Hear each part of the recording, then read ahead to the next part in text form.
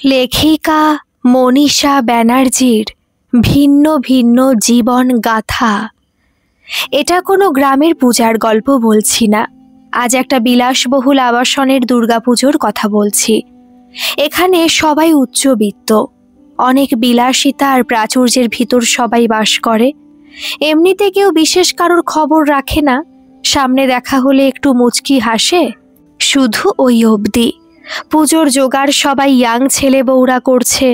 পুজোর কদিন কারোর ঘরে রান্না হয় না, সবাই একসাথে খায়, খুব আনন্দ করে। এখানে দেখা হয় কয়েকজন বৃদ্ধ বৃদ্ধার, তারাও আজ সুযোগ পেয়েছে এখানে যোগ দেওয়ার। তারা থাকে ফ্ল্যাটে একা একা। তাদের কথা নিয়েই আজ আমার গল্পগাথা। বিনয়বাবু থাকেন একা, তার স্ত্রী মারা গেছেন, একমাত্র ছেলে থাকে বিদেশে। সমরেশবাবু আর তার স্ত্রী অনিতা এসে বিনয়বাবুর পাশের চেয়ারে বসেন আর বলেন, কেমন আছেন দাদা? বিনয়বাবু বলেন, এই পুজোর কটা দিন ভালোই কাটে, সবার সাথে এখানে দেখা হয়। তারপর তো আবার সেই একই। ঠিক বলেছেন দাদা, আবার একা একা ঘরের পাখা ঘোরা দেখা, বলে হাসতে হাসতে যোগ দিল মধুরিমা। অনিতা বলে, আমি তোমার কথাই ভাবছিলাম, এসো এসো বসো। মধুরিমা বলে, আমরা নিজেরাই নিজেদের একলা করে ফেলেছি। কেন আমরা সারা বছর কেউ কারোর খোঁজ নিই না, কেউ কারোর ঘরে যাই না? আমি বুঝতে পারি না কারণ কি, কিসের বাধা? অবসরপ্রাপ্ত অর্জুন সিং এসে বলে, বসতে পারি? আপনাদের আলোচনা কানে এলো তাই যোগ দিতে খুব ইচ্ছা করলো। আমি নতুন এখানে এসেছি, কিছুদিন হলো, অবসরপ্রাপ্ত মিলিটারি ম্যান। মধুরিমা বলে ওঠে, নিশ্চয়ই আসুন, আমরা সহযাত্রী এখন। কোথাকার জানেন? ভাবছেন আমি পরপারের কথা বলবো? না, একদম না। আসুন, আমরা আমাদের বয়সের সংখ্যাটা সরিয়ে রেখে নিজেদের ইগোটাকে প্রশ্রয় না দিয়ে শুধু আড্ডা দিয়ে সুখ দুঃখ বিনিময় করে বাঁচবার সহযাত্রী হই। বিনয়বাবু বলেন, সেটা হলে খুব ভালো হয়। সারাদিন ঘরে একা একা থাকা। ওই কাজের মেয়েটি আসে, তার সাথেই যা কথা, কিন্তু সেও তো 5 বাড়ি কাজ করে, দিনান্তে একবার এসে সব করে তারপর চলে যায়। সমরেশবাবু বলেন, আপনি একদম বার হন না? বাজার দোকান কে করে? বিনয়বাবু বলেন, ছেলে বিদেশে বসেই সব অনলাইনে ব্যবস্থা করে দেয়, এমনকি ডাক্তার ওষুধ পর্যন্ত।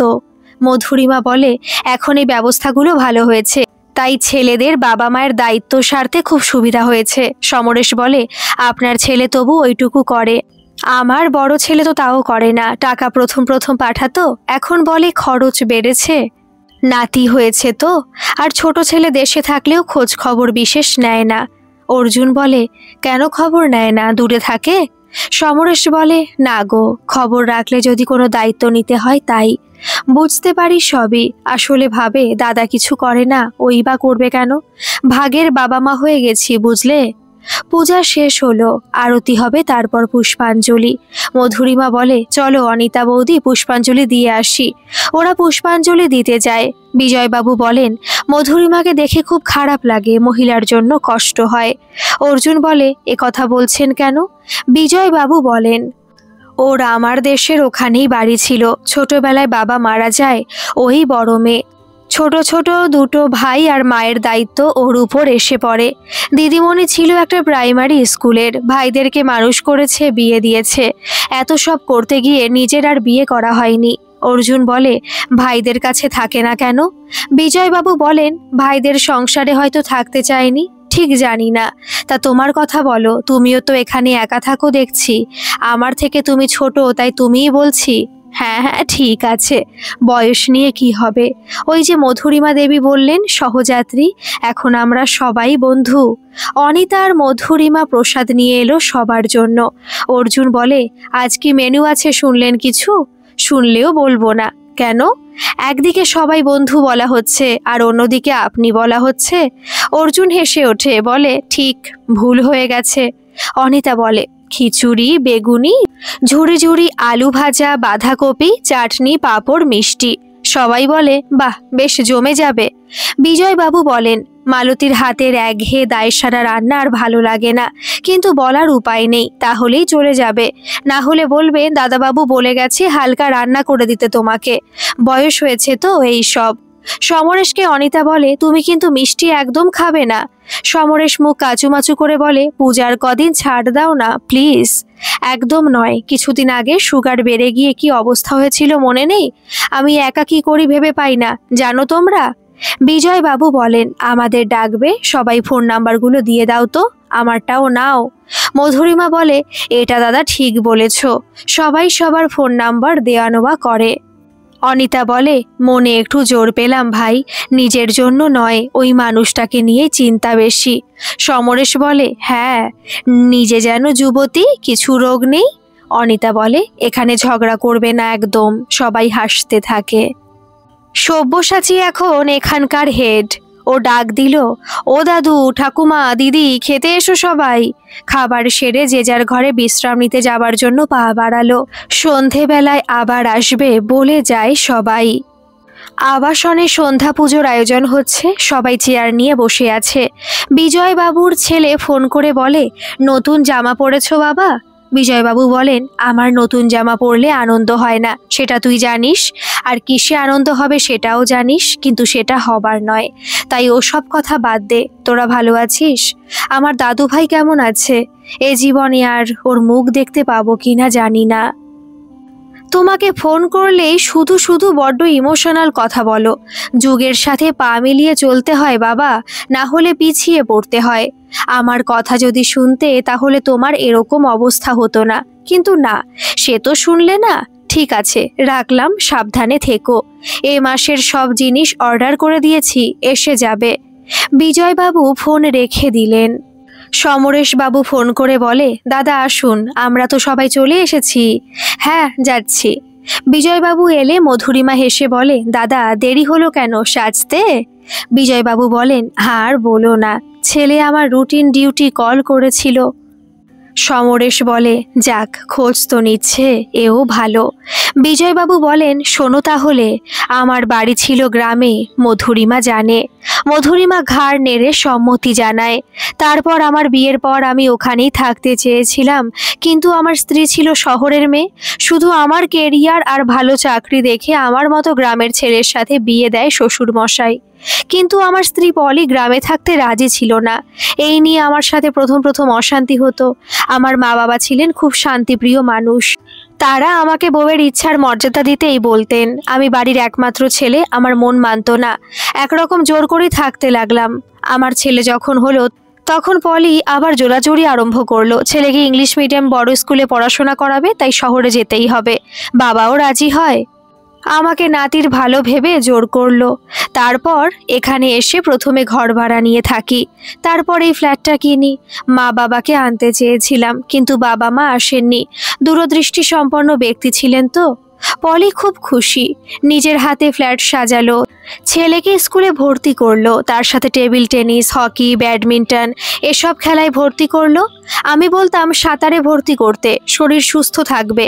ক্রিকেট বল এসব খেলুক, দাবা খেলুক, ওর ওসব পছন্দ ছিল না। আমাকে বিদ্রূপ করে বলতো, যত গাইয়া মানসিকতা, কাদামাটি মেখে ফুটবল না খেললে হবে না। এখানে এলেও তোমার মন ওখানেই পড়ে আছে জানি। ছেলেকে বাঙালিয়ানা থেকে দূরে রেখে দিত। পলি নিজে গ্রামে আর যায়নি কোনোদিন, আর ছেলেকেও যেতে দিত না। গ্রাম সম্বন্ধে বাজে ধারণা তৈরি করিয়েছিল ছেলের। আমি যেতাম, বাবা মাকে দেখে কষ্ট হতো, আড়ালে শুধু চোখের জলই ফেলেছি। একদিকে বাবা মা, অপরদিকে সন্তান আর স্ত্রী, সবাই আমার একান্ত নিজের, কাকে ফেলবো? একদিন এইভাবে বাবাও চলে গেলেন। মা ভিটে ছেড়ে এলো না। সব সময়ের জন্য একটি মেয়েকে রেখেছিলাম বাধ্য হয়ে। মাও চলে গেলেন তারপর। আমার ছেলে রাজীবের কেরিয়ার খুব ভালো তৈরি হলো, কিন্তু স্বার্থপর। যে ছোটবেলায় মায়ের আঁচলের তলায় থাকতো, সে আঁচল ছেড়ে নিজের পছন্দ মতো মেয়েকে বিয়ে করলো। পলির খুব পছন্দ ছিল না মেয়েকে, কিন্তু করার কিছু নেই। রাজীব এখানে খুব ভালো উচ্চ পদে চাকরি পেয়েছিল।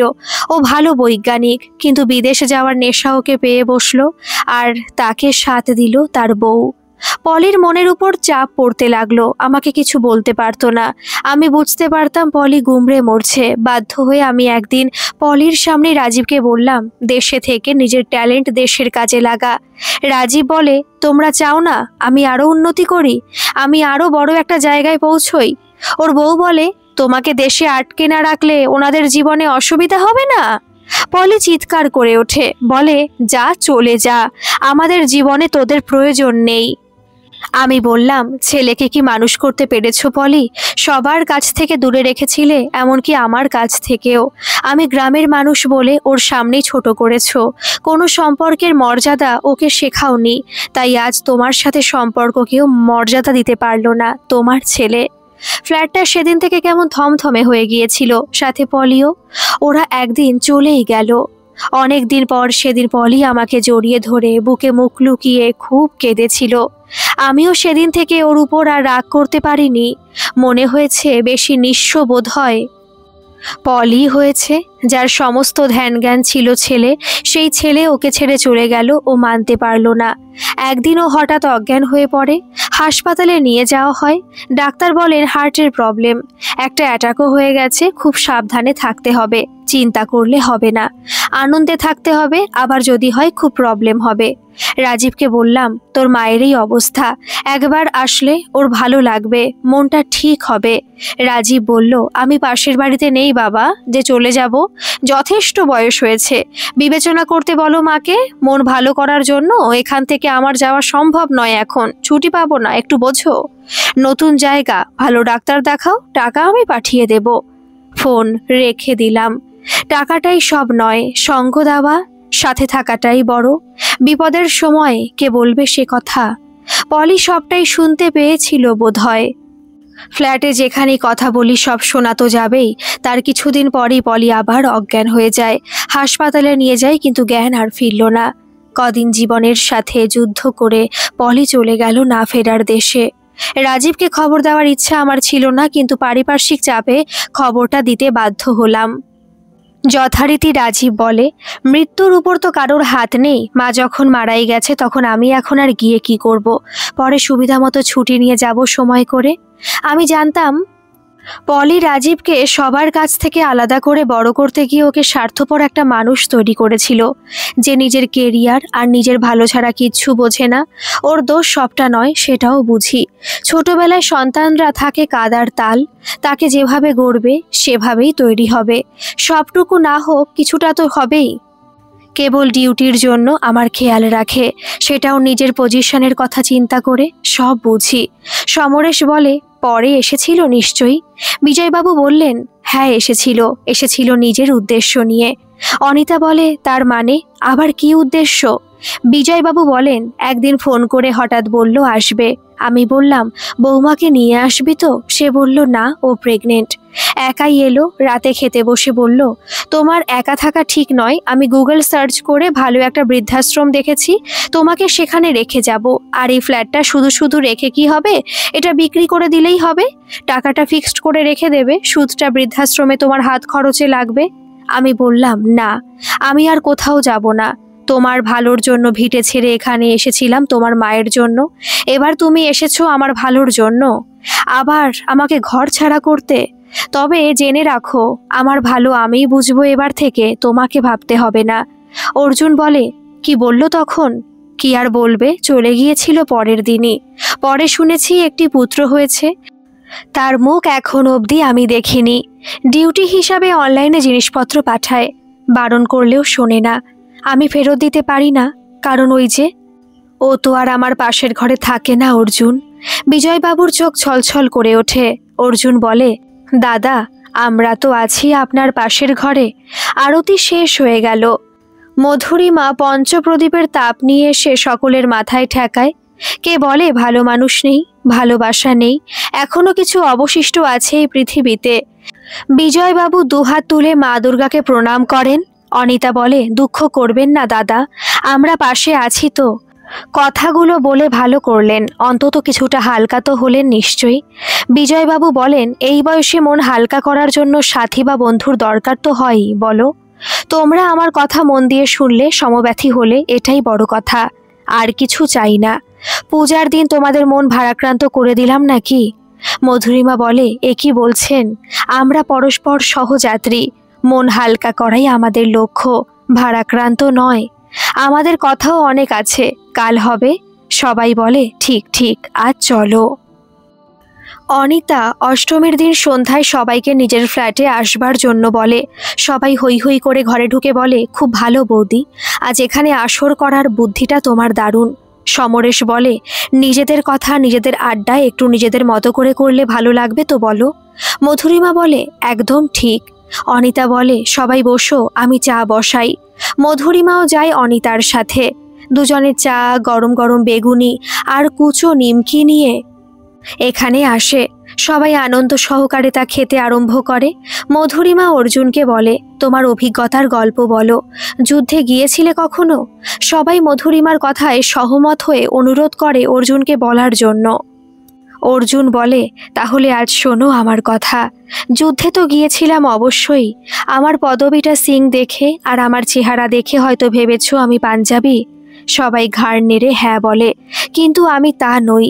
আমার বাড়ি বীরভূম জেলার একটি গ্রামে। সেখানে আমরা ভূমিজ সম্প্রদায়ের কিছু লোক বাস করি। তাদের পদবি সবার এক। বিভিন্ন কাজে লিপ্ত, প্রধানত মাঠে মজুর খাটে বেশিরভাগ লোক। অবসর সময় লাঠি খেলাও অনেকের শখ। আমার বাবা ভালো লাঠি খেলতে পারত, তাই বাবা ওখানে রাজবাড়িতে লেঠেল হিসাবে কাজ করত, অর্থাৎ পাহারাদার। আমাকেও শিখিয়েছিল লাঠি খেলা। আমি বাবার সাথে রাজবাড়িতে যেতাম, আর সেখানে ওই বাড়ির মেয়ে মনিকা পিসি আমার বাবাকে বলে, তোমার ছেলেকে স্কুলে ভর্তি করে দাও, লেখাপড়া শেখাও। বাবা বলে, ও পারবে? আমরা লেখাপড়া জানি না, কে শেখাবে? পিসি বলেছিল, আমি ওকে পড়াবো, তুমি স্কুলে ভর্তি করে দাও। সে পিসির দয়াতেই আমি লেখাপড়া শিখি। উচ্চ মাধ্যমিক পাশ করি, তারপর কলেজেও ভর্তি হয়েছিলাম পিসির ইচ্ছেতেই। কিন্তু আমার মিলিটারিতে চাকরি করার খুব শখ ছিল। ওদের ওই ড্রেস পরে বুট জুতো টুপি পরা ছবি দেখলেই নিজের পড়তে ইচ্ছে করতো। দেশের জন্য যুদ্ধ করতে ইচ্ছা করত। বাবা মা ভয় পেয়ে বারণ করতো, বলতো যদি কিছু হয়। তুই আমাদের একটা ছেলে, আমার দিদি আছে একটা। আমি বলতাম, বাবা তুমি রাজার নির্দেশে তো কত কি করেছো, জীবনের ঝুঁকিও নিয়েছো, কিন্তু সব কাজ কি ভালো ছিল? ছিল না তো। তোমার ইচ্ছে না থাকলেও অনেক জুলুমবাজি কাজও করতে হয়েছে। আর আমি দেশের জন্য লড়ব। দেশ মায়ের জন্য যুদ্ধ করে যদি কিছু হয় হবে, কোনো ব্যক্তির জন্য তো মরবো না। সেটা অনেক সম্মানের বাবা। বাবা বুঝেছিল। কলেজে পড়া শেষ হলো না, পরীক্ষা দিয়ে পেয়ে গেলাম চাকরিটা। পিসি খুব খুশি হয়েছিল, কারণ বড় হয়ে জেনেছিলাম পিসির জীবনেও একটা ঘটনা ছিল, তাই আমাকে খুব স্নেহ করতেন। সেটা পরে একদিন বলবো। মধুরিমা বলে, হ্যাঁ হ্যাঁ, এখন আগে তোমার কথাই শুনি। চলে গেলাম ট্রেনিংতে। ট্রেনিংয়ের সময়টা খুব কষ্টের। প্রতি মুহূর্তে মনে হতো পারবো তো শেষ অবধি যেতে।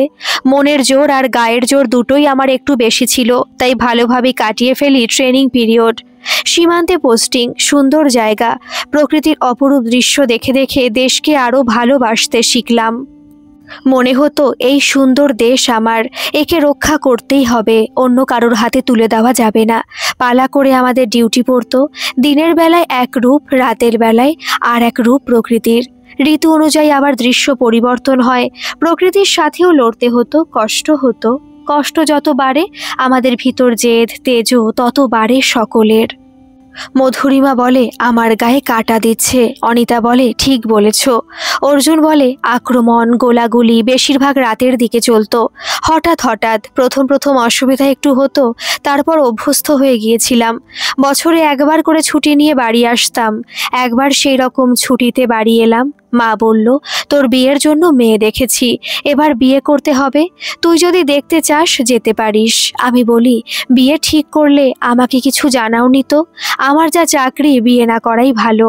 বাবা বলে, তা কি করে হবে? আমাদের একমাত্র ছেলে তুই। আমাদেরও কিছু শখ আছে, কিন্তু একটা মেয়ের জীবন নিয়ে খেলা করা ঠিক নয় বাবা। আমার যখন তখন কিছু হতে পারে, এটা জেনেই চাকরি করি। মা বলে, চুপ কর, ওই জন্য এ চাকরি করতে মানা করেছিলাম, শুনলি না তো? জেদ করে গেলি, এখন বিয়ে করতেই হবে। ঠিক আছে, করো বিয়ের ব্যবস্থা, মেয়ে দেখার প্রয়োজন নেই। বিয়ে হলো। বউয়ের নাম ছিল চাপা। মেয়ে হিসাবে চাপা খুব ভালো ছিল, দেখতেও সুন্দর, হালকা স্ত্রী ছিল একটা। কথাবার্তাও খুব ভালো বলতো। লেখাপড়া ক্লাস 10 অবধি করেছিল। অনিতা বলে, কি হয়েছিল চাপার? অর্জুন বলে, আমি তখন জম্মুতে। চাপা ফোন করে খবর দিল ও মা হতে চলেছে। শুনে খুব আনন্দ হয়েছিল। ওকে বললাম হাসপাতালে যেও, ডাক্তার দেখিও। চাপা বলল, মাকে বললো তুমি আসবে তো? আমি বললাম, নিশ্চয়ই যাব, ঠিক করে খাওয়া দাওয়া করবে, আমাদের একটা সুন্দর বাচ্চা হবে। ঠিক আছে, এখন রাখছি, মা আসছে বলে ফোন রেখে দেয়। আমি ওখানে বন্ধুদের বলি, ওরা সবাই মিলে রাতে এই নিয়ে খুব আনন্দ করলো। এটা আমাদের ভিতর রেওয়াজ ছিল, যেহেতু সবাই পরিবারের থেকে অনেক দূরে থাকি, তাই কারোর কোনো কিছু সুখবর এলেই সেটাকে নিয়ে একটু আনন্দে নিজেদের ভরিয়ে তোলা, এই আর কি। তাই কিছুদিন পর আমি ছুটি নিয়ে বাড়ি আসি, কারণ চাপার শরীরটা ভালো লাগছিল না। ও বলেছিল। আমি এসে মাকে বলি, ওকে হাসপাতালে নিয়ে গিয়েছিলে, ডাক্তার দেখিয়েছো? মা বলে, ডাক্তার আবার দেখানোর কি আছে, সময় হলেই ঠিক বাচ্চা হবে। কিন্তু মা, ও যে খেতে পারছে না, বমি করছে, দুর্বল হয়ে গেছে। ওরকম হয়, ও নিয়ে চিন্তা করিস না, আমাদেরও হতো। দিদি বলে, হ্যাঁ রে ভাই, আমারও তো হতো, 2-4 মাস পর আর হবে না, প্রথম প্রথম হয়। রাতে চাপাকে সাহস দিলাম, বললাম, ভয় নেই, আমি তো আছি, আমি তোমার বাচ্চা হওয়ার সময় ঠিক চলে আসব। পরদিন আমি নিজে নিজেই ওকে নিয়ে হাসপাতালে গেলাম ডাক্তার দেখাতে। ডাক্তার সব শুনে ওষুধ দিলেন, আর 7 মাস থেকে ইঞ্জেকশন দেবেন, এখন নয়। খাওয়া ঠিক করে করতে বললেন, রক্ত কম আছে, ভালো ভালো জিনিস খেতে বললেন, বমির ওষুধ দিলেন। ওষুধ খেয়ে চাপা একটু ভালো আছে। মায়ের একটু রাগ ভাব দেখলাম, কারণটা ঠিক বুঝলাম না। রাতে চাপাকে বললাম, কি হয়েছে মায়ের বলো তো? চাপা বলে, জানি না, বাদ দাও, বলো না তুমি, আমার ছেলে হবে না মেয়ে হবে, তুমি কি চাও? আমি বললাম, আমার একটা গুন্ডা মেয়ে চাই, তোমার মতো শান্ত হলে চলবে না, যে আমার দেশের পতাকা হাতে নিয়ে বরফের উপর দিয়ে ছুটতে পারবে, এক পাহাড় থেকে আর এক পাহাড়ে জয়ের ধ্বজা উড়িয়ে বলবে, জয় হিন্দ, বন্দে মাতারাম। চাপা হেসে লুটিয়ে পড়ে বলে, ও বাবা, সে মেয়ের সাথে আমি দৌড়তে পারবো না, সামলাতে পারবো না, তাকে কিন্তু তোমাকেই সামলাতে হবে, দেখে রাখতে হবে। পরের দিন মাকে বলি, কি হয়েছে মা, তোমার শরীর খারাপ, মুখটা কেমন করে আছো? দিদি বলে, তুই বউকে নিয়ে হাসপাতালে গিয়েছিলি তাই। আমি মাকে বোঝাতে গেলে মা আরও রেগে বলে, ওই ঔষধপত্র খেয়ে পেটের বাচ্চা বড় হয়ে যাবে, আর তখন অপারেশন করতে বলবে, দেখিস তখন। আমি হেসে উঠি, মাকে বোঝায় কার সাধ্য। বলি, ওর শরীরে রক্ত কম আছে, একটু ডিম দুধ দেবে ওকে। দিদিকে বলি, তুই চাপাকে ঠিক সময় হাসপাতালে নিয়ে যাবি, ইঞ্জেকশন দেওয়াবি। আমি চলে যাই তারপর, কিন্তু ওর বাচ্চা হওয়ার সময় ছুটি পেলাম না, কারণ সীমান্তে তখন যুদ্ধ লেগেছে, তাই সবার ছুটি বাতিল। চাপা বলে, তুমি আসতে পারবে না? না গো, ছুটি বাতিল হয়েছে। ঠিক আছে, তুমি চিন্তা করো না, আমি ঠিক আছি, তুমি দেশ রক্ষা করার জন্য যুদ্ধ করে জয়ী হও। আমি জানতাম চাপার চোখ থেকে তখন জল পড়ছিল, কিন্তু আমাকে বুঝতে দেয়নি, পাছে আমি দুর্বল হয়ে যাই। এই হচ্ছে আমাদের দেশের মেয়ে, সবার ভিতর দুর্গা আছে। তারপর আমার আর ফোন করার সময় ছিল না। মাথায় কেবল শত্রু দমনের চেষ্টা, দিনরাত গোলাগুলি, আর এক জায়গা থেকে আর এক জায়গায় ছুটে বেড়াচ্ছি। তখন সত্যি আমাদের মাথায় তখন পরিবারের কথা থাকে না, থাকলে দুর্বল হয়ে পড়ব, আর যুদ্ধ করার সাহস থাকবে না, মায়া কাজ করবে। তখন আমাদের একটাই টান, সেটা দেশ মায়ের টান।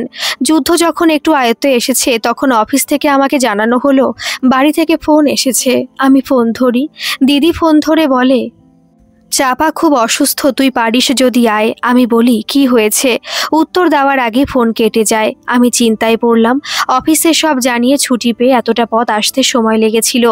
যখন এলাম তখন সব শেষ। শুনলাম চাপা পড়ে গিয়ে পেটে চোট পেয়েছিল। ডাক্তার বলেছিল, যা অবস্থা, এখনই অপারেশন করতে হবে।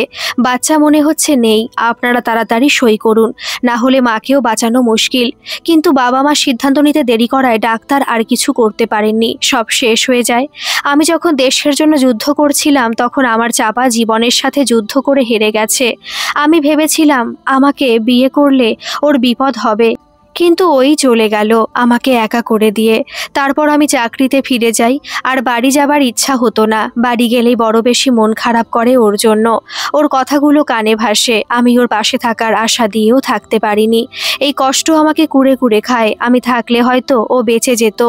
অর্জুনের গলা ধরে আসে। মধুরিমা বলে, সত্যি, তোমরা সব ছেড়ে এই চাকরি করো বলেই তো আমরা ভালো আছি, কিন্তু এই ভালো থাকার পিছনে কতজনের কত দুঃখ আছে তার খবর কেউ রাখি না। তোমার দেশপ্রেমকে স্যালুট অর্জুন বাবু। সহযাত্রীর ভিতর বাবু শব্দটি বড্ড বেমানান মনে হচ্ছে না? সবাই বলে, ঠিক ঠিক। সমরেশ বলে, তোমার দেশের বাড়িতে তাহলে এখন কে আছে? অর্জুন বলে, মা বাবা যতদিন ছিল যেতাম, এখনো বাড়িটা আছে। দিদি থাকে কাছাকাছি, ওই দেখাশোনা করে। ওর 2 ছেলে, ভেবেছি একজনকে বাড়িটা দিয়ে দেব, আমি আর কি করব। অনিতা বলে, চাপা যখন মারা যায় তখন তো তোমার বয়স কম ছিল, আবার বিয়ে করলে না কেন? জীবনে একবার সুখ না হলে আর হয় না বৌদি। মধুরিমা কঠিন গলায় বলে, একদম ঠিক বলেছ। অনিতা বলে, এত জোর দিয়ে বলছো কেন মধুরিমা? সে কথা অন্যদিন শোনাবো, তোমাদেরকেই তো বলবো। আমরা যে এক নৌকার যাত্রী। পুজোর কটা দিন ভালো কাটছিল সমরেশ, অনিতা, বিজয়বাবু, অর্জুন ও মধুরিমার একসাথে খাওয়ার গল্প, পুরানো স্মৃতি নিয়ে। আজ দশমী, কিন্তু বৃহস্পতিবার, তাই ঠাকুর বিসর্জন হচ্ছে না। মধুরিমা বলে, আজ সবাই চলো আমরা সামনের পার্কে একটু ঘুরে আসি, আর ফেরার পথে চৌমাথার ঠাকুরটা দেখে আসা যাবে। আজ অত ভিড় নেই। সবাই রাজি হয়ে যায়। পার্কে গিয়ে গাছতলা দেখে সবাই বসে। অর্জুন বলে, আমি মর্নিং ওয়াক করতে আসি এখানে, ভালোই লাগে, ভোরবেলা অনেক পাখি থাকে তখন। একটা চাওয়ালা চা বিক্রি করছিল, বিজয়বাবু তাকে ডেকে সবাইকে চা দিতে বলে। অনিতা বলে, মধুরিমা মনে আছে তো? আজ তোমার কথা শুনবো। মধুরিমা বলে, খুব মনে আছে, তোমরা তো আগে শুনেছ। আমার বাড়ি ছিল বিজয় দাদার গ্রামে, 2 ভাই, বাবা মা আর আমি, সুখের সংসার। আমি বড়, ভাইরা ছোট। আমি তখন সবে হায়ার সেকেন্ডারি পাশ করে কলেজে ভর্তি হয়েছি। বাবা হঠাৎ অসুস্থ হয়ে পড়ে, জানা গেল হার্টের সমস্যা, প্রেসমেকার বসাতে হবে। বাবা প্রাইমারি স্কুলের শিক্ষক ছিলেন, যা মাইনে পেতেন সংসার চালাতেই শেষ। তখন মাইনে এতটা ভালো ছিল না, সবাই তোমরা জানো।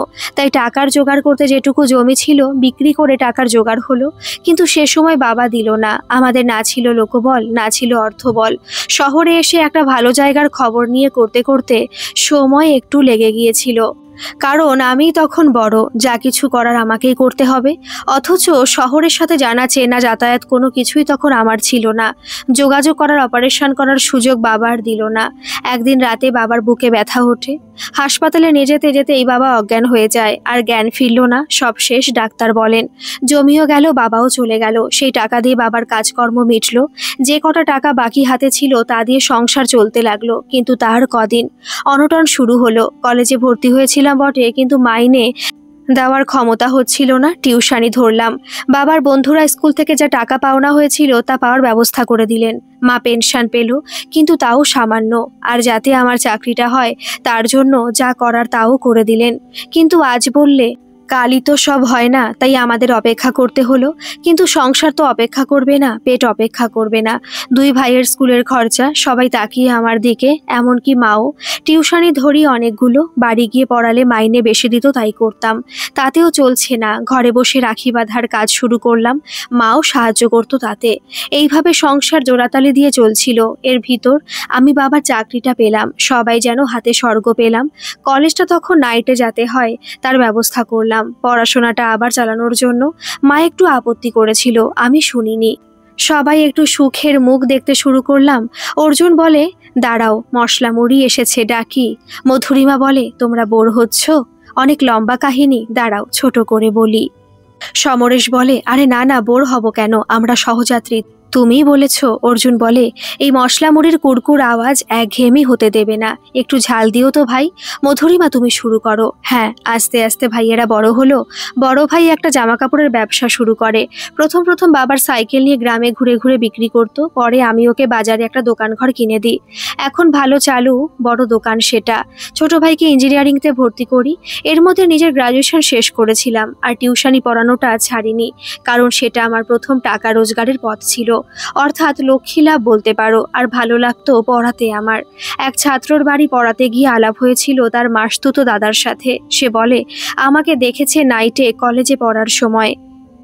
কথায় কথায় জানতে পারি সেও সংসারের দায়িত্ব পালনের জন্য দিনে কাজ করত আর রাতে পড়াশোনা করত।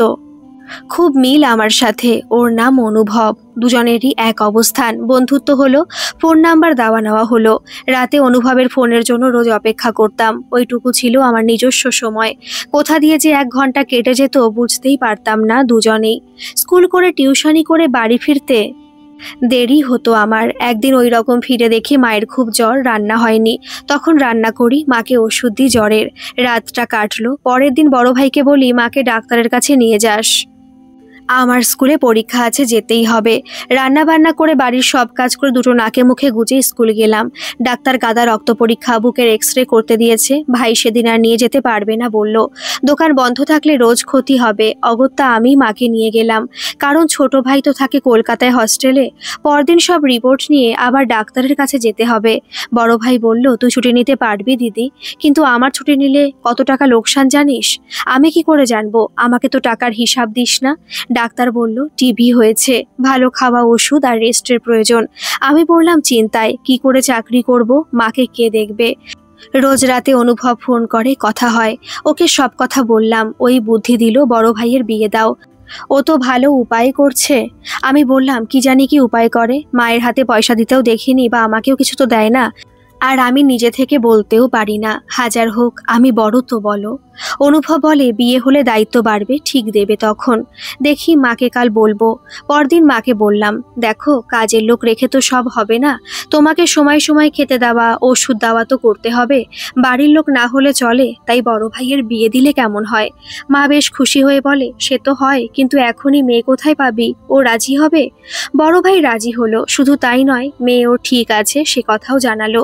কাজেই নমনম করে বিয়েটা হয়ে গেল। বউ এলো নতুন বাড়িতে, মা খুশি হয়েছে ছেলের বিয়ে হওয়াতে।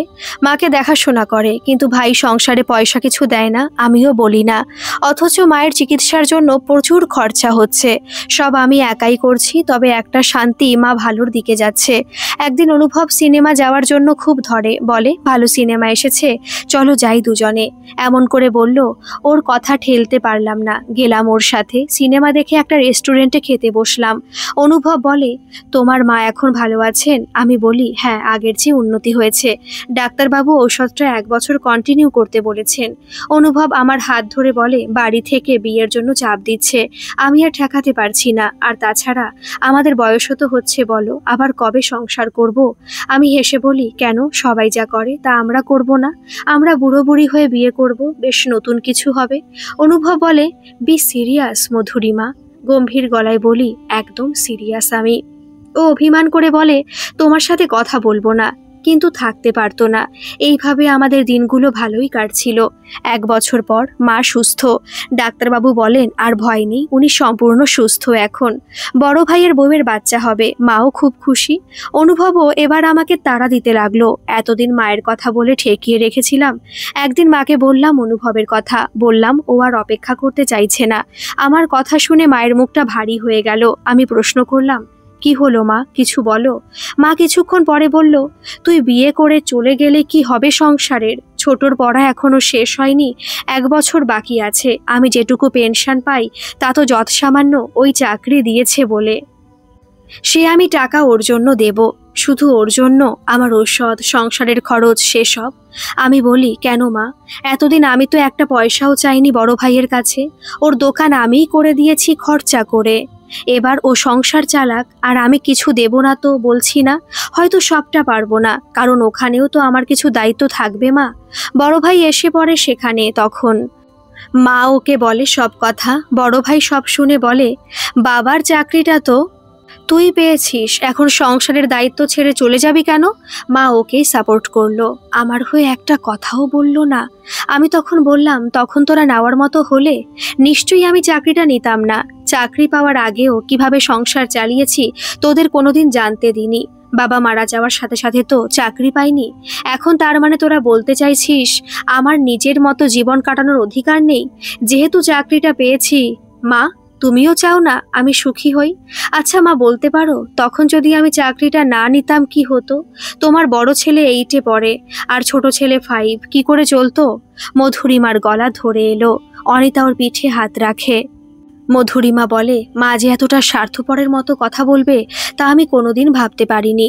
আমি চাকরিটা নিয়ে অপরাধ করেছি, এতদিন পর সেটা শুনতে হবে? এত করে? আমার বয়স তখন 4-এর কোটার শেষের দিকে। অনিতা বলে, তারপর কি করলে?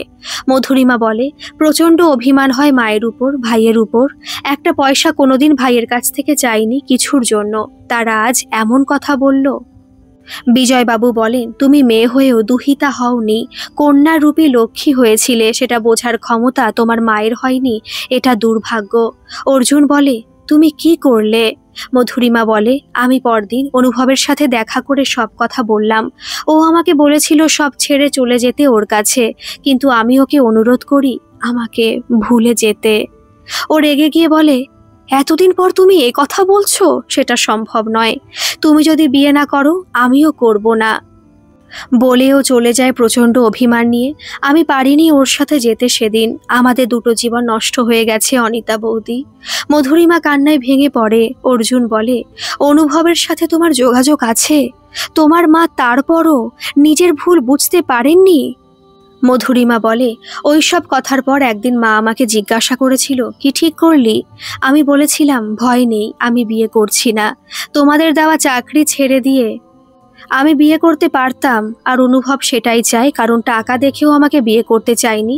কিন্তু আমি যদি সেটাও করি তখন তোমরা আমাকে সেখানেও দোষ দেবে জানি। বলবে বিয়ে পাগলা হয়ে স্বার্থপরতা করছি, তোমাদের ক্ষতি করছি। মাইনের টাকাগুলো তো আর পাবে না। মা সেদিন বলেছিল, সেই ভালো, সবার কি বিয়ে হয়? সবার কপালে ঘরবর থাকে না, তুই ভালো থাকবি দেখিস। সেদিন মায়ের মুখে খুশির ঝলক দেখেছিলাম, ভাবতে পারবে না। ছোট ভাইয়ের পড়া শেষ হয়েছে, সে ব্যাঙ্গালোরে ভালো চাকরি পেয়েছিল। বাড়িতে এসে সব শুনে ও বলেছিল মাকে, তুমি দিদির সাথে অন্যায় করেছো, তুমি নিজের স্বার্থ দেখেছো। দিদি স্বার্থপর হলে এই এত বয়স অবধি অপেক্ষা করতো না। দাদা যখন নিজের পছন্দ মতো মেয়েকে বিয়ে করলো তখন তুমি খুশি ছিলে, কারণ তখন তোমার বৌদিকে প্রয়োজন ছিল। আর তোমার জীবনের সব গুছিয়ে দিয়ে দিদি যখন জীবনে একটু সুখ পেতে চেয়েছিল, তুমি আর দাদা হতে দিলে না। তোমরা অন্যায় করেছো, পাপ করেছো। তোমাকে চিকিৎসা করিয়ে আজ সুস্থ করেছে ওই দিদি। আমরা কে কদিন তোমাকে ডাক্তারের কাছে নিয়ে গিয়েছি? আমি তো ছিলামই না। আর দাদা নিজের ব্যবসার ক্ষতি হবে বলে এড়িয়ে গেছে। মুখ বুজে দিদি করেছে বলে ওকে এমন করে দাগা দিতে পারলে মা? আমি চাকরি পেয়েছি, চলে যাচ্ছি। তোমায় সুবুদ্ধি যে দিয়েছে তাকে নিয়ে থাকো। আর দিদি, তুই অবসর জীবনে আর এখানে থাকবি না। চাকরি শেষ, ওদের পাওনা টাকা শেষ, তোর জীবন থেকে বাদ দিয়ে দিবি একদম। আমি বলছি তোকে, ছোট হয়েও যাদের বিবেচনা নেই তাদের জন্য বড় বেশি করেছিস ছোট থেকে। আমি চলে যাই ঘর থেকে, আর বুকটা ভরে যায় আনন্দে। ছোট ভাই তো আমাকে বোঝে, আমার কষ্ট সব বৃথা যায়নি, কেউ আমার পাশে আছে। অনিতা বলে, তোমার মা সেদিন কি উত্তর দিয়েছিল ছোট ছেলেকে? কোনো উত্তর দেয়নি, চুপ করেছিল। ছোটর যুক্তির কাছে দাঁড়াতে পারেনি। ছোট ভাই আমাকে এই ফ্ল্যাটটা কিনে দিয়েছে, ও বিয়ে করে ব্যাঙ্গালোরে থাকে। আমি ওর কথা মতো অবসর নেওয়ার পর এখানে চলে আসি। মা কি ওখানেই থাকে? থাকতো। 6 মাস হলো মারা গেছে। যখন চলে আসি তখন বলেছিল যেন না আসি, অন্তত যতদিন উনি বেঁচে আছেন। ছোট ভাই জোর ধরেছিল, না, দিদিকে আর আটকানোর কোনো অধিকার তোমার নেই। দিদি তোমাদের দেওয়া চাকরি আর করে না, লেনদেনের হিসাব শেষ। ওই আমাকে এখানে রেখে তবে গেছে। এত দুঃখের ভিতর ওইটুকু আমার আনন্দ, জানো তো। আমার জন্য সত্যি কথা বলে মা দাদার কাছে বিরূপ হয়েছে, তবুও ছাড়েনি। অনুভবের কি হলো? প্রশ্ন করে অর্জুন। মধুরিমা বলে, বন্ধু হয়েই কাটালো সারাটা জীবন, কোনোদিন কোনো অধিকার ফলায়নি, দোষারোপও করেনি। প্রথমে একটু রাগ বলো, অভিমান বলো হয়েছিল, কিন্তু পরে আর তা নেই। অনিতা বলে, একদিন আসতে বলো, আমাদের সাথে পরিচয় করিয়ে দাও। নিশ্চয়ই দেব বৌদি। আমি তোমাদের কথা বলেছি ওকে, ও বলেছে যাক, তুমি যে ভালো আছো ওদের সাথে এটাই বড় কথা। শান্তি খুঁজে নাও নিজের মতো করে, আমিও তাই করছি। অর্জুন বলে, তুমি সত্যিকারের ভালোবাসা পেয়েছো? মধুরিমা বলে, হ্যাঁ গো। চলো, সন্ধ্যা নামছে, চৌমাথা ঠাকুর দেখে বাড়ি ফিরে যাই। সবাই উঠে পড়ে। তখন সূর্য পশ্চিম আকাশে ঢলে পড়েছে লাল আভা ছড়িয়ে দিয়ে। ওরা বলে ওঠে, হাতে হাত রাখি সহযাত্রী মোরা। আজ বিজয়া। সকলে মণ্ডপে উপস্থিত। ঠাকুর বরণ, মিষ্টি খাওয়ানো সব মিটলে ঠাকুর ট্রাকে তুলে সবাই রওনা দিল। বয়স্করা বসে থাকে চেয়ারে ফাঁকা প্যান্ডেলে। সেখানে কিছুক্ষণ গল্প করার পর অর্জুন বলে, আজ সবার আমার ফ্ল্যাটে নিমন্ত্রণ, ডিনারটা ওখানেই হবে। মধুরিমা বলে, রাঁধবে কে, তুমি? আরে না না, বেঁচে থাকা আমাদের হোম ডেলিভারি। সবাই হেসে ওঠে। অর্জুন বলে, চলো সবাই, আজ সমরেশদার বৌদির জীবন কাহিনী শুনতেই হবে, না বললে চলবে না। সমরেশ বলে, অনিতা বলবে, দেখি কতগুলো মিথ্যা কথা বলে আমার সামনে। অনিতা বলে, আমি যদি মিথ্যা বলি তো তুমিই বলো। মধুরিমা বলে, আচ্ছা ঝগড়া পরে করবে, এখন চলো তো। সবাই অর্জুনের ঘরে আসে। অর্জুন নিজের হাতে চা করে সবাইকে দেয়, সাথে বিস্কুট, চানাচুর। সবাই চা খেতে খেতে সমরেশকে বলে, কি গো, দুজনের ভিতর কে বলবে ঠিক হলো? সমরেশ বলে, আমি বলছি, ওকে বিশ্বাস নেই, হয়তো নিজেকে বাঁচিয়ে বলবে। অনিতা বলে, আমার যদি দোষী না থাকে তাহলে বাঁচানোর প্রশ্ন নেই। সমরেশ বলে, আমি তখন কলেজে সেকেন্ড ইয়ারে পড়ি আর অনিতা ফার্স্ট ইয়ার। নবীন বরণের দিন ওর সাথে প্রথম দেখা, সেই থেকে আলাপ। অনিতা বলে, মিথ্যা বললে? কি মিথ্যা বললাম? দেখা নয়, শুধু গোলাপ হাতে দেখা, সে তো সবাইকে দেওয়া হয়েছে। মধুরিমা বলে, অনিতা বৌদি, মাঝখানে কেটে দিচ্ছ কেন, ভালো লাগে না? আচ্ছা আর কিছু বলবো না, বলো তুমি। সমরেশ বলে, অনিতা বড়লোক বাবার মেয়ে আর গুন্ডা দাদাদের একমাত্র বোন ছিল, আর আমি ছিলাম গরিব মাস্টার মশাইয়ের ছেলে। অসম প্রেম, তবে প্রেম তো চললো লুকিয়ে সিনেমা দেখা, পার্কে বসে চিনে বাদাম খাওয়া, ঘুগনি পাউরুটিও খেয়েছি, এর বেশি কিছু নয়। তখন তো ফুচকার চলা তো ছিল না। মুশকিল হলো কলেজ শেষ হয়ে গেল যখন ওর, তখন দেখা করা বেশ মুশকিল হয়ে দাঁড়ালো। ওর ওই দুটো গুন্ডা মার্কা দাদাকে খুব ভয় পেতাম, আর তারা বোনকে খুব আগলে রাখতো। চিঠি দেওয়া নেওয়া চলতো ওর পাশের বাড়ির একটি ছাত্রী মারফত। ও বলতে ভুলে গেছি, আমি কিছু টিউশনি করতাম হাত খরচের জন্য, ওই চিনে বাদাম কেনা, সিনেমার টিকিট, সেসবই তো আমাকে দিতে হতো। বড় লোকের বেটির লম্বা লম্বা চুল থাকলে কি হবে, একটি টাকাও গলতো না হাত থেকে। অনিতা ফোঁস করতে যায়, মধুরিমা চোখ টিপে মুখে আঙুল দিয়ে চুপ করায়। অগত্যা চুপ থাকে অনিতা। অর্জুন বলে, বৌদি তোমার কথাও শোনা হবে, চিন্তা করো না। সমরেশ বলে, একদিন ওর গুন্ডা দাদাদের হাতে চিঠি পড়ে যায়, কিন্তু আমি কে ঠিক বুঝতে পারে না, তাই রক্ষে, না হলে ওর সাথে হয়তো আর আমার বিয়েই হতো না, মর্গে পাঠিয়ে দিত। কিন্তু ওর উপর চাপ আসে, বাড়ি থেকে আর বেরোতে দেয় না। যদিও কোথাও বন্ধুর বাড়ি বলে যাবে কি, একটি ভাইপো ছিল, তাকে নিয়ে যেতে হতো। এই সব। তারপর চাকরি পেলাম, ওর বিয়ের তখন খোঁজ চলছে। আমি মাকে ওর কথা বললাম, মা বলল, ওরা যদি রাজি হয় দেখ, আমার আপত্তি নেই, তোর বাবাকে আমি রাজি করাবো। কিন্তু ওদের বাড়িতে যাওয়ার সাহস হচ্ছে না কিছুতেই, ওই দাদাদের জন্য। প্রচণ্ড ঠান্ডায় পুকুরে স্নান করার আগে যেমন হয়, নামবো কি নামবো না, তেমনি আমার অবস্থা। এক বন্ধুকে সাথে নিয়ে ওদের বৈঠকখানার সামনে গিয়ে দাঁড়াই, কি করব ভাবছি, হঠাৎ সে আমাকে ঠেলে দিয়ে বলে, যা তো, জয়মা বলে। ওর বাবা বলেন, কে তুমি, এখানে কেন? আমি ভয়ে আমতামতা করে বলি, আমি সমরেশ। তা তো বুঝলাম, কি চাও? আপনার মেয়েকে।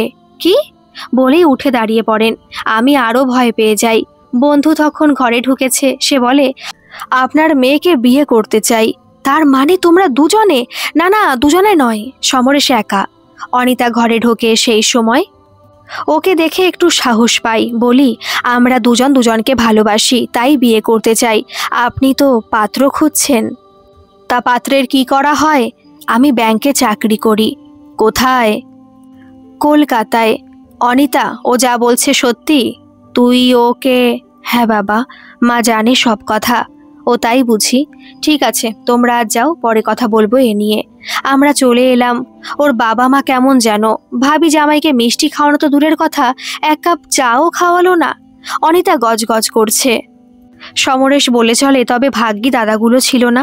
বিজয়বাবু হাসতে হাসতে বলে, তাহলে কি হতো সমরেশ, তোমার কাপড় চোপড়ে হয়ে যেত নাকি? কি যে বলো দাদা, লজ্জা করে না বুঝি? সমরেশের বলার ভঙ্গি দেখে সবাই হো হো করে হাসে। বলে, তারপর বিয়ে হলো? সমরেশ মিটিমিটি হেসে বলে, হ্যাঁ বিয়ে তো হলো, কিন্তু শুভদৃষ্টির সময় ওর দাদারা পিড়ি ধরেছিল অনিতার, তাই ভয়ে তাকাতে পারিনি ভালো করে ওর দিকে। ভিতর ডিম একটা। কি বললে? যা ইচ্ছা বলো। অর্জুন বলে, খাবারটা অর্ডার দিয়ে দি, কে কি খাবে বলো? আজ সব নিয়ম ভেঙে আজ তোমার ইচ্ছে মতো খাবো, বলল বিজয়বাবু। অর্জুন বলে, তাহলে চাইনিজ বলি? মধুরিমা বলে, হ্যাঁ তাই বলো অর্জুন। সমরেশদা, তুমি চালাও। তারপর শুরু হলো সংসার জীবন। ভালোই চলছিল। ওর মা বাবা, আমার মা বাবা সবাই একে একে চলে গেল কালের নিয়মে।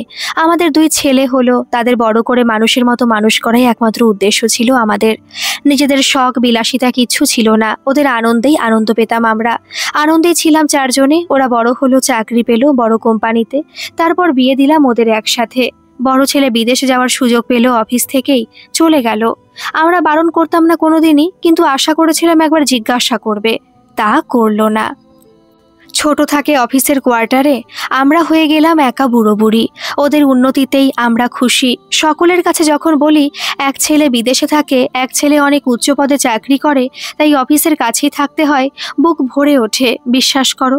কিন্তু আবার যখন কোনো বিপদ হয়, যেমন আমার সুগার বেড়ে একবার খুব খারাপ অবস্থা হয়েছিল, কিন্তু ওরা কেউ আসতে পারেনি না আসতে চায়নি ঠিক জানি না। হাসপাতালে পাশের বেডে এক ভদ্রলোকের পাশে যখন তার ছেলে মাথার গোড়ায় দাঁড়িয়ে হাত বুলিয়ে বলে, বাবা কোনো ভয় নেই, আমি আছি, সেটা দেখে ভেবেছি কে বেশি সুখী, ওই ভদ্রলোক না আমি। ভেবেছি আমি সফল বাবা একজন, আমি বেশি সুখী। তবুও চোখ থেকে জল গড়িয়ে পড়ল কেন বুঝি না, জানো তো। বিজয়বাবু বলে, ছেলে খবর নেয় না? সমরেশ বলে, হ্যাঁ খবর নেয়, প্রথম প্রথম টাকাও পাঠাতো, এখন আর পাঠায় না। নাতি হয়েছে, খরচা বেড়েছে তো, টাকার দরকার নেই আমার, একটু ভালোবাসার সহানুভূতির বড্ড কাঙাল। আর ছোট ছেলে ভাবে দাদা কিছু করবে না, গা দুলিয়ে থাকবে, তাহলে ওই বা দায়িত্ব নেবে কেন? এই হলো অবস্থা। তবে দুজনে আছি তাই চলে যাচ্ছে। একটাই চিন্তা হয়, আমার যখন কিছু হবে তখনও কি করবে। মধুরিমা বলে, আমরা সবাই আছি তোমাদের পাশে, ভয় পেও না। অনিতা বলে, আজকের দিনে বাজে কথাগুলো বলো না গো, এমনিতেই মা দুর্গা চলে গেছেন, মন খারাপ, আর মন খারাপের কথা বলো না। অর্জুন বলে, খাবার এসে গেছে, বৌদি তুমি আর মধুরিমা একটু সার্ভ করে দেবে? হ্যাঁ নিশ্চয়ই দেব। হইচই করে খায় সবাই। শেষে মধুরিমা বলে, আগামীকাল অনুভবকে আসতে বলেছি, তোমাদের সাথে আলাপ করিয়ে দেব, আর আমার ছোট ভাইও আসছে বিজয়া করতে। সবাই খুব খুশি হয়ে শুভরাত্রি বলে যে যার ঘরে চলে যায়, পরদিন আবার একটা সুন্দর আড্ডা হবার আশায়। মধুরিমা আজ ছোট ভাই বাবলু আসবে বলে রান্না করছে মনের আনন্দে। এমনিতে একার জন্য রাতে তেমন ইচ্ছে করে না। ভেটকি মাছ ফুলকপি দিয়ে করেছে, পাবদা মাছের ঝাল, ডাল, পোস্ত সব রেঁধেছে, আর রাতের জন্য মাংস এনেছে, ম্যারিনেট করে রেখেছে। কলিং বেল বাজলো। মধুরিমা দৌড়ে গিয়ে দরজা খোলে, দেখে ভাই দাঁড়িয়ে। বাবলু দিদিকে জড়িয়ে ধরে। মধুরিমার চোখে আনন্দাশ্রু। বাবলু দুহাত দিয়ে চোখ মুছিয়ে বলে, কতদিন পর তোকে দেখলাম দিদি, তুই ভালো আছিস তো? আমার খুব চিন্তা হয় তুই একা একা থাকিস বলে। যাবি আমার সাথে? আমার বউ কিন্তু তোকে নিয়ে যেতে বলেছে। মধুরিমা বলে, সব কথা এখানেই বলতে হবে? আগে বস, জল টল খা, বিশ্রাম নে, তারপর কথা হবে। দিদি তোর বন্ধুরা কোথায় থাকে? এইখানেই তো? হ্যাঁ রে, ওদের আজ রাতে খেতে বলেছি, তোর সাথে আলাপ করাবো বলে, আর একটা সারপ্রাইজ আছে তোর জন্য। কি রে দিদি, বল না। বললে সারপ্রাইজ থাকে? বোকা ছেলে। মধুরিমা হাসে। তুই ফ্রেশ হয়ে নে, বেলা হয়েছে, একেবারে ভাত খাবো দুই ভাই বোনে একসাথে। বাবলু বলে, হ্যাঁ সেই ভালো। বাবলু ফ্রেশ হয়ে এলে মধুরিমা দুজনের খাবার সাজায়। গল্প করতে করতে খায় দুই ভাই বোনে। কত দিনের কত কথা জমে আছে, কথা আর শেষ হয় না। মধুরিমাকে বাবলু বলে, দাদার খবর কিছু জানিস? না রে, ও খবর নেয়নি, তাই আমিও আর ওদের বিরক্ত করিনি, এই বেশ আছি। বাবলু বলে, ঠিক করেছিস, অনেক আগেই তোর নিজেকে শক্ত করা উচিত ছিল। পারলে আজ অনুভবদাকে নিয়ে তুই সুখে থাকতে পারতিস। বাদ দে ওসব কথা, যা একটু রেস্ট নিয়ে নে, আমিও একটু শুয়ে নিয়ে রান্নাটা করে ফেলবো। সন্ধ্যার সময় সকলেই এসে যাবে, আড্ডা হবে। বাবলু বলে, হ্যাঁ যাই, তোর হাতে রান্না খেয়ে খুব ঘুম পাচ্ছে। মধুরিমাও একটু রেস্ট নেয়। ঘন্টা খানেক পর উঠে রান্না করে নেয়। রান্না শেষ করতে করতে বিকেল গড়িয়ে যায়। সন্ধ্যা নামার আগেই মধুরিমা গা ধুয়ে হালকা পিঙ্ক রঙের একটা কোটা শাড়ি পরে, মুখে হালকা প্রসাধন সেরে ছোট্ট একটা টিপ দেয় কপালে। আয়নার সামনে দাঁড়িয়ে নিজেকে দেখে। এখনো সাজলে খুব খারাপ দেখাচ্ছে না। একটু লজ্জা পায়। অনেক দিন পর আজ অনুভবকে দেখব। ফোনে কথা হয় বটে, সামনাসামনি দেখা হয়নি অনেক দিন। ভাবতে ভাবতে কলিং বেলটা বেজে উঠল। মধুরিমা দৌড়ে গিয়ে দরজা খোলে। অনিতা বলে, আমি একটু আগেই এলাম তোমাকে হেল্প করার জন্য, সমরেশ পরে আসছে। মধুরিমা হতাশ হলেও মুখে বলে, বেশ করেছো, তবে আমি সব করে ফেলেছি। তোমার ভাই বন্ধু অনুভব আসেনি এখনো? বাবলু এসেছে, অনুভব এখনো আসেনি। আবার কলিং বেল বাজে। মধুরিমা দরজা খোলে। আকাশি রঙের পাঞ্জাবি পরে অনুভব দাঁড়িয়ে। মধুরিমা তাকিয়ে থাকে তার দিকে, মনে মনে ভাবে, অনুভবের মনে আছে এখনো আমার আকাশি রং পছন্দ। অনুভব বলে, কি গো, ভেতরে আসতে দেবে না? দৌড় আগলে দাঁড়িয়ে আছো। মধুরিমা চমকে উঠে বলে, এসো এসো, ভেতরে এসো। অনিতাকে দেখিয়ে বলে, এই হচ্ছে অনিতা বৌদি, যার কথা তোমাকে বলেছি। বাকি সবাই কোথায়, যাদের দৌলতে তোমার সাথে দেখা করার পারমিশন পেলাম? আসবে, সবাই আসবে, একটু অপেক্ষা করো, আরও একজন আছে। কে বলো তো? আমি কি করে জানবো? গেস করো অনুভব। এমন সময় বাবলু এসে বলে, কার সাথে কথা বলছিস দিদি? আয় দেখবি, আয় চিনতে পারিস কিনা। বাবলু বলে, অনুভব দা। ও আচ্ছা, এটাই তাহলে সারপ্রাইজ। মধুরিমা হাসে। বাবলু বলে, খুব ভালো করেছিস অনুভব দাকে ডেকে, আমিও ভাবছিলাম একবার দেখা করব। একটু পরে সবাই এসে গেল হই হই করে। মধুরিমা সবার সাথে অনুভব আর বাবলুর পরিচয় করিয়ে দেয়। বিজয়বাবু বলে, বাবলু, তোমার কথা মধুরিমার মুখে শুনেছি। তোমার যুক্তিপূর্ণ কথা শুনে তোমাকে মনে মনে এক উচ্চ আসনে বসিয়েছি আমরা সকলেই। সবাই সহমত দেয়, ঠিক তাই বাবলু। আর অনুভব, তোমাকে আমরা সহযাত্রী হিসাবে যদি পাই খুব খুশি হব সকলে। প্রস্তাবটা বিজয়বাবুই বড় হিসাবে দেয়। অনুভব বলে, সে তো হতেই পারে, কিন্তু পথের দূরত্ব তো অনেকটা, তাই সবসময় জয়েন করাটা অসুবিধা। বাবলু বলে, মনের ইচ্ছেটাই আসল অনুভবদা, দূরত্বকে নিকটস্থ করতে পারাই যায়। অনিতা বলে, বাবলু ভাই একদম ঠিক বলেছে, সবই মনের ইচ্ছে। আজ এই সুন্দর আড্ডা জমিয়ে স্মরণীয় করে রাখার জন্য একটু গান হয়ে যাক। মধুরিমা, একটা গান করো না। মধুরিমা বলে, বহুদিন ওসব করি না, ভুলে গেছি। অনুভব ভালো গান করে, ওকে বলো। অনুভব বলে, ও আমার বুঝি অভ্যেস আছে? অর্জুন বলে, মধুরিমা, তোমার ঘরে সবাই এসেছে, তাই প্রথমে তুমিই গাও, সেটাই উচিত মনে হয়। তারপর অনুভব গাইবে। তুমি বলছি বলে কিছু মনে করো না অনুভব, কারণ তোমাকে আমরা সহযাত্রী সদস্য ধরেই নিয়েছি। না না, ঠিক আছে, আমি খুব খুশি আপনাদের এই আন্তরিকতায়। সমরেশ বলে, আপনি নয়, তুমি, এটাই নিয়ম। সবাই হেসে ওঠে। অনুভব বলে, মধুরিমা গাও না একটা গান, অনেকদিন শুনিনি। মধুরিমা গান ধরে, এ শুধু গানের দিন, এ লগন গান শোনাবার। গান শেষে সবাই হাততালি দেয়। অনিতা বলে, এবার থেকে রোজ আমাদের গান শোনাবে, তাহলে অভ্যেস থাকবে। অনুভব, এবার তুমি করো। অনুভব বলে, মাঝপথে যদি ভুলে যাই ক্ষমা করে দেবে কিন্তু একটু। অর্জুন বলে, সে দেখা যাবে, ক্ষমা করব না শাস্তি দেব, এখন ধরো তো। অনুভব গান ধরে, আর তো কিছু নাহি যাব, শুধু দূর হতে ভালোবেসে যাব, আর তো কিছু নাহি যাব। গান শুনে মধুরিমার চোখ ছলছল করে ওঠে। গান শেষে সবাই চুপ, হাততালি দিতেও ভুলে গেল সবাই, এতটাই মোহিত হয়ে যায়। অনুভব বলে, খুব খারাপ হয়েছে বুঝি? সবাই সমস্বরে বলে, আমরা মোহিত হয়ে গিয়েছিলাম, খুব সুন্দর গেয়েছো ভাই। বাবলু অনিতাকে ইশারা করে ঘরে ডাকে। অনিতা বলে, কিছু বলবে ভাই? হ্যাঁ দিদি, একটা উপকার করবে। কি বলো? আমার দিদিটা বড় দুঃখী। আজ অনুভবদাকে দেখে মনে হচ্ছে ওরা যদি একসাথে থাকে তাহলে কেমন হয়। অনিতা বলে, ঠিক বলেছো ভাই, আমিও এটাই ভাবছিলাম। অসম্পূর্ণ কাজটা যদি সম্পূর্ণ করা যেত খুব ভালো হতো। চেষ্টা করি চলো, তোমাতে আমাতে। মধুরিমা বলে, কি কথা হচ্ছে? বাবলু বলে, দিদি আমার বউ বাচ্চার খবর নিচ্ছিল। অনিতা এসে চুপি সবাইকে কথাটা বলে। মধুরিমা যখন খাবারের ব্যবস্থা করতে গেছে তখন সবাই একমত। অর্জুনের উপর ভার দেওয়া হয় অনুভবের মত জানার জন্য। অর্জুন অনুভবকে বলে, চলো একটু বাইরে থেকে ঘুরে আসি, পেটটা হালকা করতে হবে তো, আজ মধুরিমা রান্না খাবো। অনুভব বলে, চলো, তোমাদের এখানটা ঘোরাও হবে। অর্জুন কথা বলতে বলতে হঠাৎ বলে, অনুভব, তোমার ইচ্ছে করে না মধুরিমার সাথে একসঙ্গে থাকতে? ইচ্ছে হলেই আর কি হবে বলো, বয়স তো থেমে থাকেনি। তখন নাইবা হলো, এই বয়সে তো থাকতে পারো, কি পরিচয়ে থাকবো? তুমি যদি রাজি হও আমরা মধুরিমাকে বোঝাবো, ওর ভাই বাবলুও তাই চায়, তুমি রাজি তো? অনুভব বলে, মধুরিমা যদি চায় আমি সব করতে পারি ওর জন্য, বড্ড ভালোবাসি গো ওকে। অর্জুন বলে, চলো, এটাই আমার জানার ছিল। ওরা ঘরে ফিরে আসে। ততক্ষণে মধুরিমার খাবার টেবিল সাজানো হয়ে গেছে, সবাই খেতে বসে। অর্জুন অনিতাকে ইশারায় বুঝিয়ে দেয় অনুভব রাজি। অনিতা খুশি। খাবার টেবিলে পাশাপাশি কথা চালান হয়ে গেল। বিজয়বাবু বলে, মধুরিমা, তুমি আমাকে বড় দাদা বলে মানো তো? মধুরিমা বলে, হঠাৎ কোনো সন্দেহ আছে নাকি? তাহলে আমার একটা কথা রাখবে? হ্যাঁ বলো। তুমি ইচ্ছে করলে অনুভবকে আমাদের সহযাত্রী সদস্য করে কাছে রাখতেই পারো। তার মানে ঠিক বুঝলাম না। অর্জুন বলে, আরে বাবা, আমরা তোমাদের চার হাত এক করতে চাই, এটাই সার কথা। বাবলু বলে, খুব ভালো সিদ্ধান্ত নিয়েছেন, আমিও একটু নিশ্চিন্তে থাকতে পারি, আর আমাদের পূর্বের ভুল সংশোধন করারও একটা সুযোগ পাই। মধুরিমা বলে, পাগল হয়েছো তোমরা? এই বয়সে কি বলবে লোকে? আর ওই বা মানবে কেন? তোমরা এরকম বললে ও ভাববে আমি ওকে অপমান করার জন্য আসতে বলেছি এতদিন পর। অনুভব বলে, আমাকে বলার সুযোগ দাও, তুমি সব ভেবে নিচ্ছ কেন? বলো কি বলবে? এই বয়সে লজ্জার তো কিছু নেই আমার, বলো কি বলবে? অনুভব বলে, মধুরিমা, তোমাকে আগেও ভালোবেসেছিলাম আর এখনো বাসি। বয়স যাই হোক, ভালোবাসা কমেনি। তুমি যদি চাও সবটাই হতে পারে, আমার দিক থেকে কোনো অসুবিধা নেই। অনিতা বলে, এটা গ্রাম নয় তোমার মধুরিমা। কার ঘরে কি হলো কেউ খোঁজ নেয় না, সেটা ভালো হলেও নয় আর বিপদ হলেও নয়।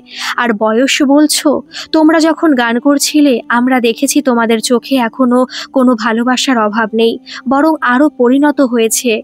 বিয়ে রেজিস্ট্রি করে হবে, শুধু আইনি স্বীকৃতি একটা ব্যাস। সবাই একমত হয়ে হৈ হৈ করে বলে, আমাদের দাবি মানতে হবে, মানতে হবে। বিজয়বাবু বলে, লক্ষ্মী পুজোর দিনই দুজনকে সই করানো হবে আর কোর্ট খুললে রেজিস্ট্রি। আমার এক উকিল বন্ধু আছে, ওকেই ডেকে নেব। বাবলু বলে, আমরা নিজের লোক হয়ে যা করা উচিত ছিল তা করতে পারিনি, আপনারা তা করে আমাদের দায়ভার কমিয়ে দিলেন। এলো লক্ষ্মী পুজোর দিন। অনিতা মধুরিমাকে সাজিয়ে দিল, শুধু টিপের পাশে একটু চন্দন। মধুরিমা বেশি কিছু পছন্দ করে না এমনিতেই। উকিল এলো, সই হলো। অনিতা লক্ষ্মীর ওখান থেকে সিঁদুর এনে অনুভবকে দেয়। অনুভব পরিয়ে দেয় সেই সিঁদুর। অনুভব বলে, শেষ বয়সে এসে তোমার হাতে হাত রেখে চলার সুখ পেলাম, এটাই শক্তি, এটাই আনন্দ, আর কিছু চাই না। অনুভব আর মধুরিমার ভালোবাসা আজ পূর্ণতা পেল। সহযাত্রীরা জীবনের বাকি পথ একসাথে চলার অঙ্গীকার করল। গল্পটি কেমন লাগলো অবশ্যই কমেন্ট করে জানাবেন, আর ভালো লাগলে একটা সাবস্ক্রাইব করে আমার পাশে থাকবেন। ধন্যবাদ। ভালো থাকবেন, সুস্থ থাকবেন।